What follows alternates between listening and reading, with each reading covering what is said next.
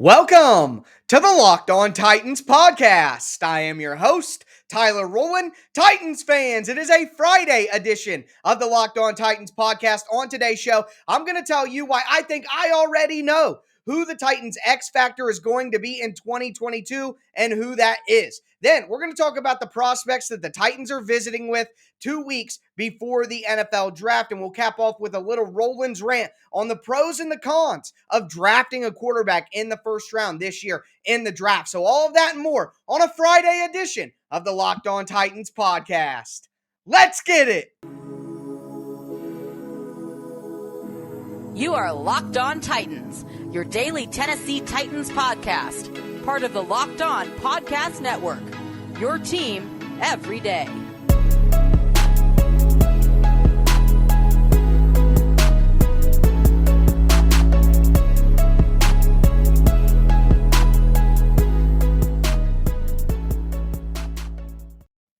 Titans fans, it is a Friday edition of the Locked On Titans podcast. Going to send you guys off into the weekend with a good one. We're going to talk about the Titans X Factor in 2022 and who I think that is. Then we'll talk about the prospects that the Titans have been visiting with prior to the draft. And we'll cap off with a Roland's rant on the pros and cons of drafting a QB. So a big Friday show in store. Before we get into it, want to thank you guys for making the Locked On Titans podcast your first listen every day. If this is your first ever listen to the Locked On Titans podcast, make sure you subscribe on whatever platform you do stream. You're going to find the Locked On Titans podcast there, and always free. That includes the Locked On Titans YouTube channel. Subscribe over there to catch the show on video. Smash that notification bell so you know when all of my content goes live, and throw a thumbs up on the video if you're watching on YouTube right now. You can find me on social media at Tic Tac Titans on Twitter, at Locked On Titans Pod on Facebook, and be on the lookout for the Locked On Titans Instagram page. I'm going to have a ton of wall-to-wall coverage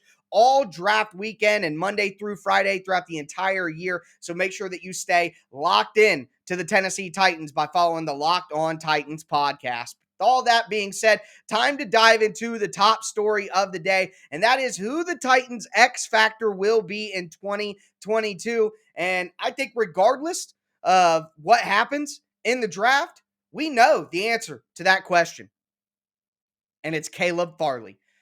2021 first-round pick, cornerback for the Titans. Farley coming off the ACL injury in 2021. He got off on the wrong foot coming into camp, dealing with an injury, being on the physically unable to perform list to start. Got into camp, struggled a little bit once he got into camp. He got thrown off the practice field at one time by Mike Vrabel, so there were some ups and downs there.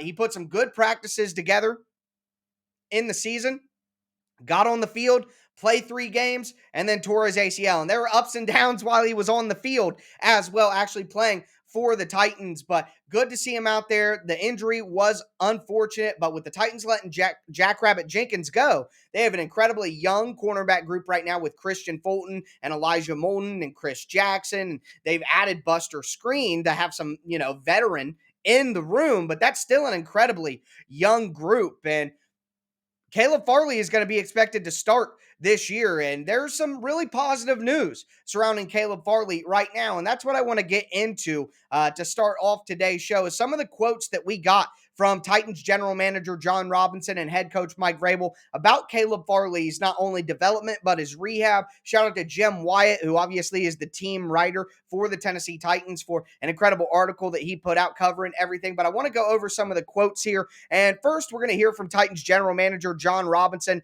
talking about Caleb Farley. He says, quote, "He has worked really hard. He has been in there a lot working, rehabbing. He is changing his body. He is a taller corner, and he has added some mass to his upper body. He has done a nice job." So that's a quote right there from the general manager commenting on the body transformation. He's right. Caleb Farley is a tall cornerback, and he was lean coming out of college. And some people were worried that being that lean would contribute to durability concerns and all that. But sounds like his, ability and his plan to add mass in the offseason to his upper body is working very well. And Jon Robinson points that out specifically. And it's good to hear that he's in there rehabbing every day. They're not worried about whether he's taking it seriously. Mike Vrabel even talked about the work ethic that's been displayed by Caleb Farley. Mike Vrabel said this, quote, He looks like he has been rehabbing hard and doing what he's been asked to do. I like his consistency. He looks good, and he certainly looks stronger when I see him in the training room. So there you go. He looks stronger, adding that upper body mass, all very important. So like I said, Caleb Farley needs to be a starter for the Titans in 2021 because the reality is if he isn't, that means you got two guys who should never be outside of the slot in Elijah Molden and Chris Jackson as the next two guys stepping up. And even Buster Screen, when he played a pivotal role for the Titans last year, it was being used as a passing down slot cornerback. None of those guys out of Screen, Molden, or Chris Jackson are going to be their best selves outside of the slot position. So it's very important that Caleb Farley work out as an outside cornerback for the Titans. And even his defensive back coach, Anthony Midget, chimed in as well. And he had this to say, quote, I've been very pleased with what he has shown as far as his attention to detail with the game plan and him studying away from the building. And this was, quotes obviously from last season, but he said, I think he has gotten a lot better at that and has been encouraging to see. He's in the meetings every day. He's involved. He asks questions and he's doing reports on everything we ask him to do. So, right there, you have everything you need to know about the way that he is when he's in the building and working on football activities. We get good remarks about him in the training room and in the, the weight room, lifting weights, adding strength. So pretty much everything you could look for. And Robinson kind of summed things up with this. He said, quote, it's just unfortunate what happened with Caleb. He came back to practice, was excited, had a couple of good weeks of practice, and then he was injured. But Caleb knows what he has to do, and he's been working extremely hard with our training staff, rehabbing and trying to get back out there. I am excited to see him get out there and help the football team. And, John Robinson and Mike Vrabel talked about how important Caleb Farley is going to be earlier in the offseason as well. It seems like they know just how critical it'll be that he not only plays, but plays well and is a starting level cornerback. So the X factor for 2022, clearly Caleb Farley, and I think the organization knows it as well. The Titans need him to be a solid cornerback for everything to work the way it did last year on defense. But that's going to do it for our first segment, talking about Caleb Farley and the X factor for the Titans. Now we're going to talk about some potential players who could be X factors for the Titans in the future, some prospects in the draft, and talk about who the Titans have been meeting with and what trends have popped up from that. Before we get into all that, though, do want to tell you guys about betonline.net. BetOnline is your number one source for all of your sports betting needs and information. You can find all the latest sports developments there, like league reviews and news, including things on this year's basketball's playoffs and the start of the Major League Baseball season. BetOnline is your continued source for all your sporting wagering information, from live betting to playoffs to esports and even more. You got everything you need at betonline.net. So head there today. You could use their website, go on your mobile device, learn more about all the trends and the action. BetOnline, where the game starts.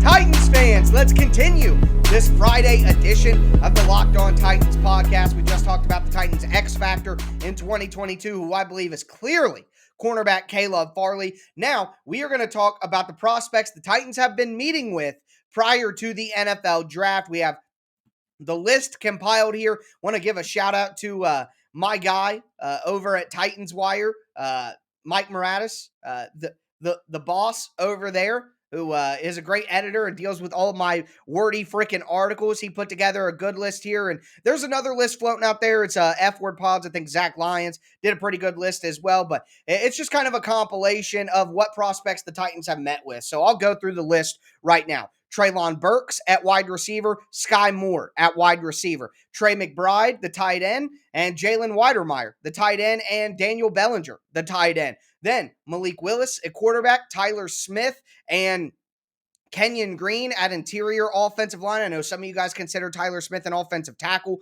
I don't. I think he's interior offensive lineman long term.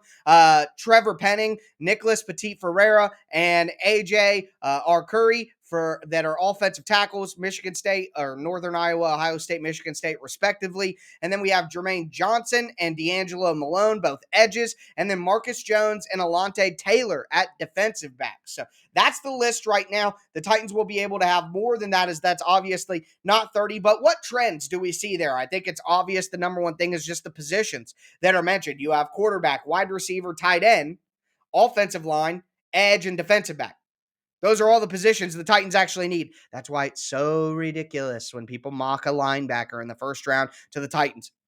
Not only are they not taking a linebacker in the first round, it's not even a need. It's not even a need. Yeah, they could use like a pass coverage centric role playing linebacker late in the draft if one falls to them. They could maybe pick up another veteran, but linebacker's just not a need for the Titans, not even in your top 6, 7 needs as a team. So there you go, all you idiots out there mocking linebackers to the Titans. But some things that really stick out. Jermaine Johnson, he's expected to be like a lottery pick, I wanted to say, but he's going to go in like the top 12, top 14. There's no way he gets past the Baltimore Ravens, barring some like weird draft day incident like we've seen with some prospects in recent years.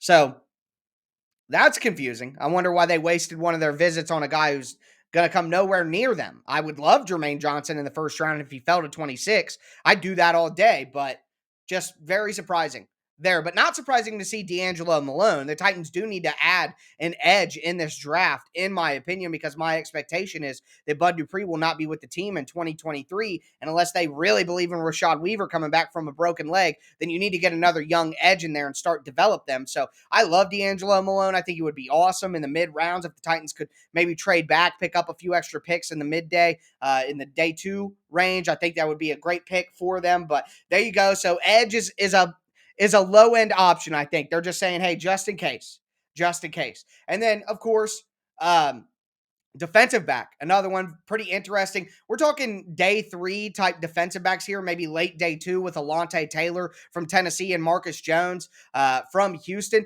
The thing is, Taylor probably going to have to switch to safety, and he's a big special teams guy. So it makes sense that these are day 3 guys the Titans could be looking at more as special teams players than anything. And same thing with Marcus Jones, undersized slot cornerback at about 5'8", 5'9", but a good return man. So special teams value with the defensive backs is what I'm seeing there as a trend. Of course, you have mid-round tackles with Petit Ferrer and Arcuri. Trevor Penning, of course, is going to be coming in soon for the Titans next week. I do believe it's already scheduled. He's my number one option if he would have dropped to 26 that I would want the Titans to take. He would just be a perfect fit. Treylon Burks and Sky Moore, both guys who could be in consideration at pick 27 or pick 26 if Treylon Burks falls. And then if Sky Moore, the Titans want to reach on him there because they don't like the value of other things, maybe. Also, notice the tight ends, Trey McBride at the top, Daniel Bellinger in the mid rounds, and then late Jalen Weidermeyer. They're setting themselves up to say, hey, if the board doesn't fall the way we want with tight end, do we have a guy on each day who we feel comfortable with? And yep, they sure do. Good to go. And then, of course, Kenyon Green, Tyler Smith as interior offensive linemen, checking that box for the Titans as well in that final need. So those are the trends that I'm kind of identifying here. My thoughts on each position that I see. Of course, back to it: quarterback, wide receiver, tight end, offensive line, edge, defensive back. Those are the big major needs that I think the Titans have if you actually wrote them out on a piece of paper. After that, I would probably go running back, interior defensive line, then linebacker. That's how I would probably parse that out personally.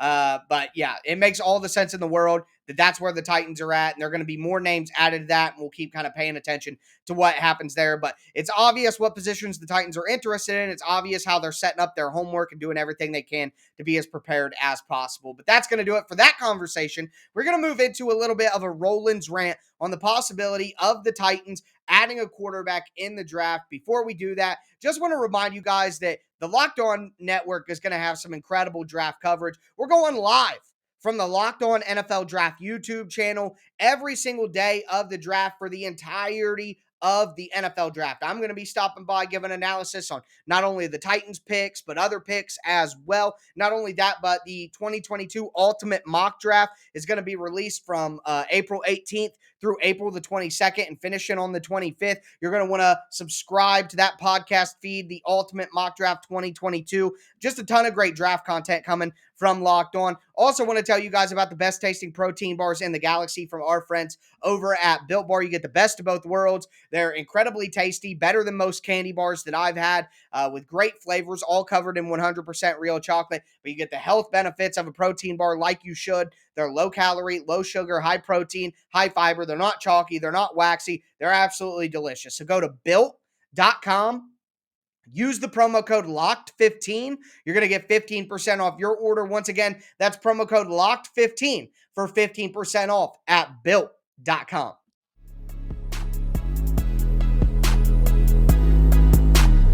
Titans fans, let's cap off this Friday edition of the Locked On Titans podcast.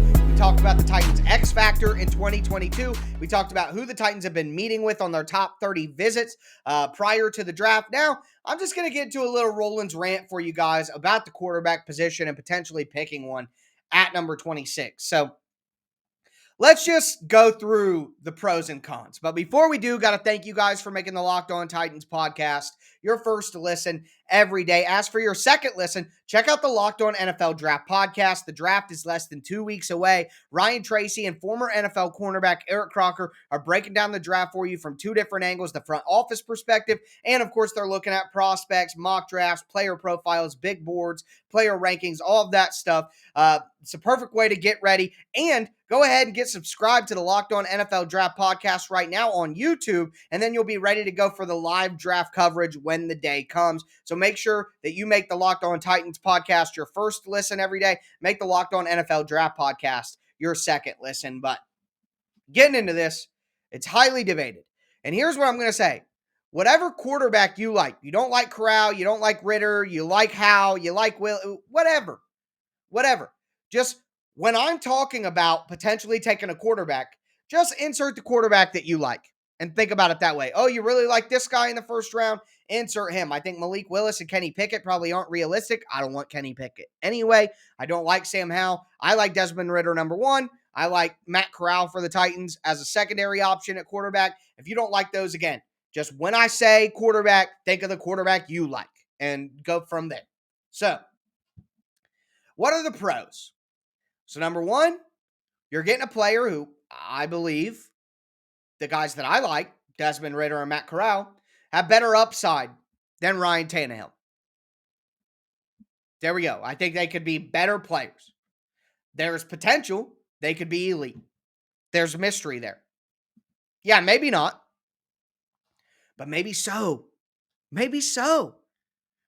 One thing that I want to point out here, well, we'll wait to the cons so I can get into that. But the upside of potentially getting a quarterback better than Ryan Tannehill, who could be elite, who could be a star. That's one of the pros of this situation. The biggest one and the most practical one is the quarterback's going to be cheap. The Titans have the biggest cap hit for a quarterback of any team in the league. For a quarterback that's what? The 9th, 10th, 11th, 12th, 13th, 14th best quarterback in the NFL? They are paying out the nose for Ryan Tannehill. It would be the exact opposite. And that goes back to the other one. Even if that quarterback isn't quite as good as Ryan Tannehill, because there's a $30 million difference in price, you can build a better team around a cheaper quarterback. A lot of these teams, when they're going out and winning, think Russell Wilson early with Seattle, think Patrick Mahomes. These teams are going out and winning. Even the Eagles won that Nick Foles played, but Carson Wentz was on his rookie deal. The 49ers just decided to do this.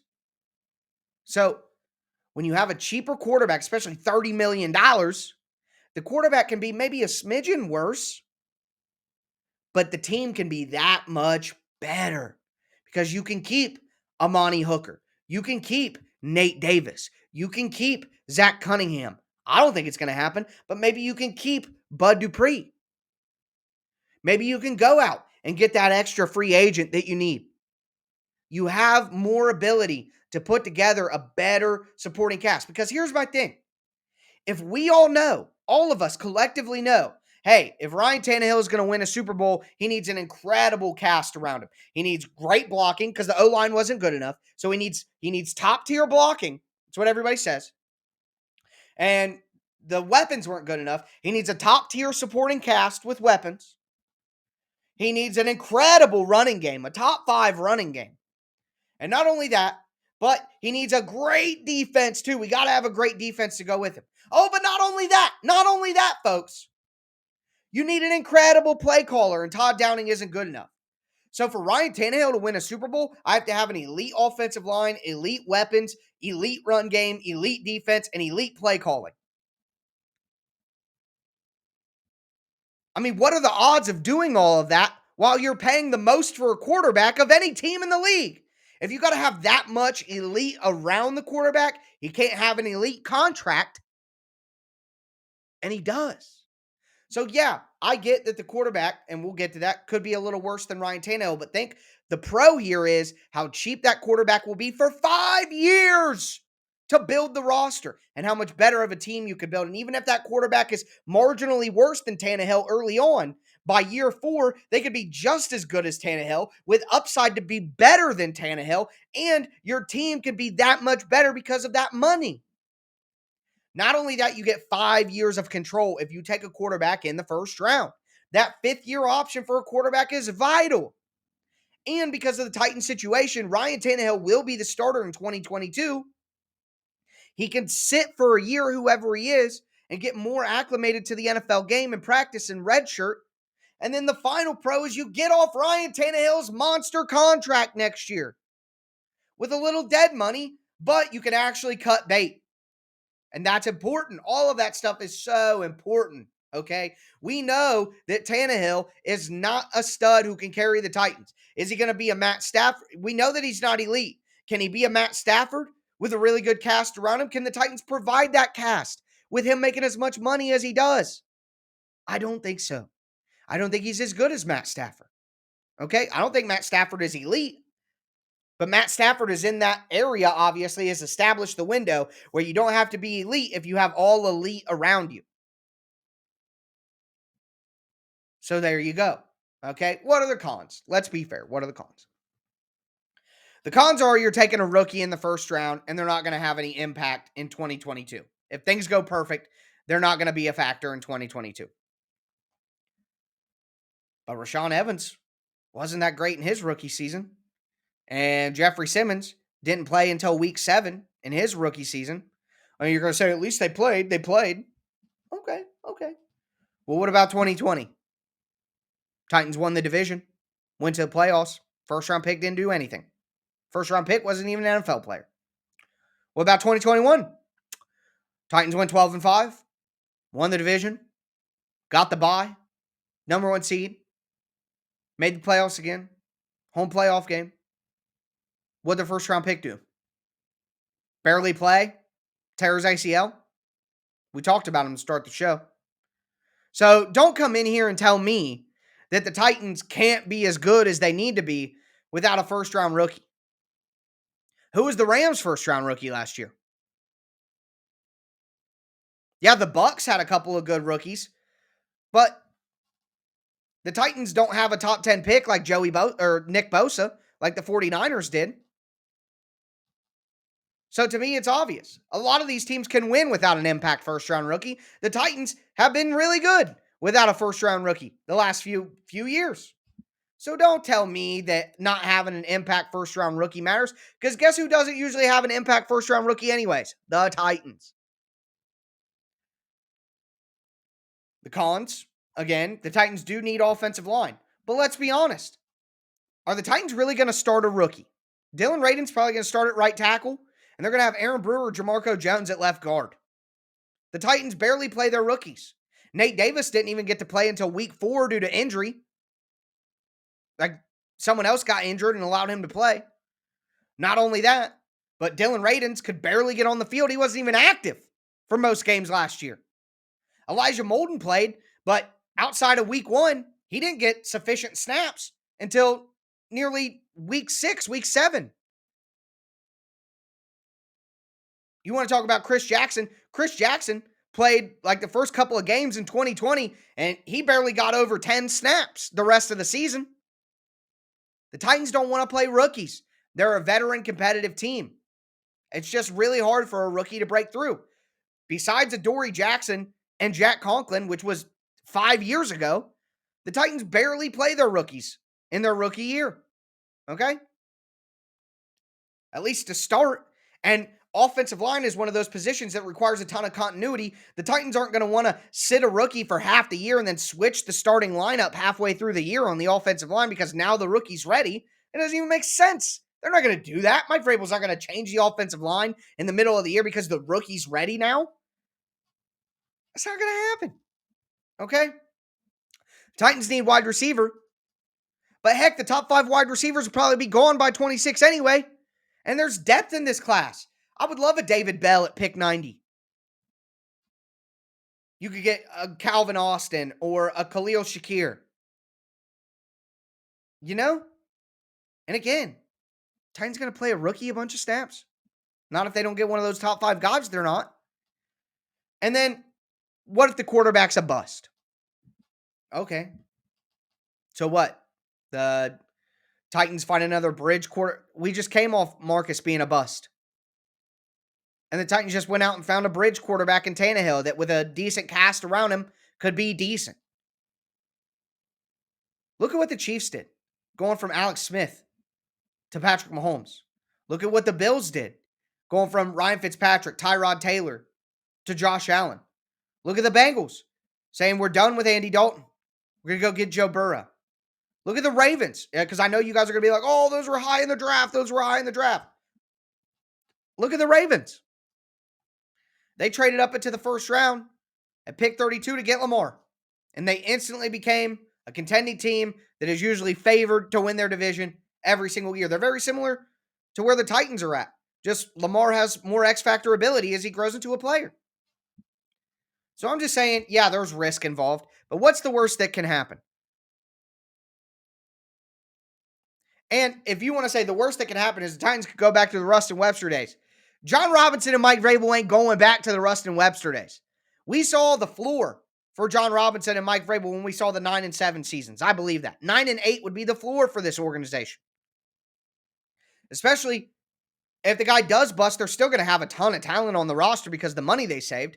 So it's not like the roster integrity is going to fade off because the quarterback's a bust. Then, okay, this guy didn't work. We swing again. Because until the Titans get a Mahomes, until they get an Allen, it's going to be tough to accomplish the goal that we all want to accomplish, and that's winning a Super Bowl. I think the Titans can be just as good with an average quarterback that doesn't turn out to be a superstar as they are with Ryan Tannehill, and even if they're a little bit worse, what does it change? The Titans have lost their first game in the playoffs the last 2 years. What are we doing here? We're excited for a playoff loss? Yeah, if the 5 wide receivers are off the board, if Trevor Penning isn't there, if Zion Johnson is off the board, then get the quarterback if there's one you like. There are conditions here. They got to like the quarterback. I'm not saying just take quarterback just because. They got to like a quarterback that's available and actually believe in him. And yeah, if Penning's on the board, the top 5 wide receivers, then yeah, do that. I'm just saying it's not insane to pick quarterback at 26 if the board falls a certain way and the Titans like a guy who's there. And I'll continue to preach that as we get closer to the draft. But that's going to do it for me today, folks. As always, I am your host, Tyler Rowland, and this was Locked On Titans.